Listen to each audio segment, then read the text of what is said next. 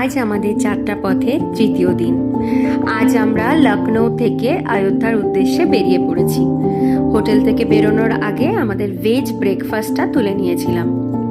এখানে আমি বিপ্রকে একটু খাইয়ে দিচ্ছি, তার কারণ আজকে আমি পরেছিলাম শাড়ি, আর শাড়ি পরে গুলটোকে সামলানোটা আমার পক্ষে ইম্পসিবল। তাই আমি ওকে খাইয়ে দিচ্ছিলাম আর ও সামলাচ্ছিল গুলটোকে। এইভাবেই যে কখন আমরা গল্প করতে করতে কথা বলতে বলতে আমাদের রামলাল্লার শহর অযোধ্যাতে পৌঁছে গেলাম, সত্যি বুঝতে পারিনি। অযোধ্যাতে পৌঁছানোর পর একটা জায়গার পরে ট্যুরিস্টদের গাড়ি আর এন্ট্রি দেয় না। জায়গাটার নাম হচ্ছে টেরহি বাজার। সেইখান থেকে আমরা এই সাহিল ভাইয়ের টোটোতে উঠি।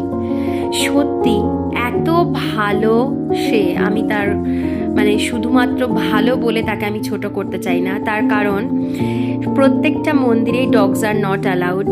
আমাদের পুজো দিতে দিতে প্রায় 3 ঘন্টা সময় লাগে। ওই 3 ঘন্টা আমাদের যে টোটো দাদা ছিল সাহেল, সে গুলটোকে ওই 3 ঘন্টা পুরোটা সামলেছে। সমস্ত জায়গায় পুজো দিয়ে আমরা তারপর পৌঁছে গেছিলাম আমাদের অযোধ্যার dog friendly hotel AP palace. সত্যিই খুব ভালো হোটেল। 24 ঘন্টা তারা রুম হিটার এবং গিজারের ব্যবস্থা দিয়েছিল। ঘরে একটা ছোট ফ্রিজেরও ব্যবস্থা ছিল। খাবার দাবার খুবই ভালো ছিল। রুমটা প্রচণ্ড পরিষ্কার ছিল এবং গুলটোর জন্য ওরা যথাসাধ্য চেষ্টা করেছে। কিভাবে যে আমাদের অযোধ্যার একটা দিন কেটে গেল বলে বোঝাতে পারবো না। এরপর আমরা গুলটোকে নিয়ে একটুখানি বাইরে বেরিয়েছিলাম রেস্ট নিয়ে। লাঞ্চ করার পর কি করলাম সব তোমাদের সাথে শেয়ার করব। প্লিজ সাথে থেকো। জয় শ্রীরাম, জয় শ্রীরাম।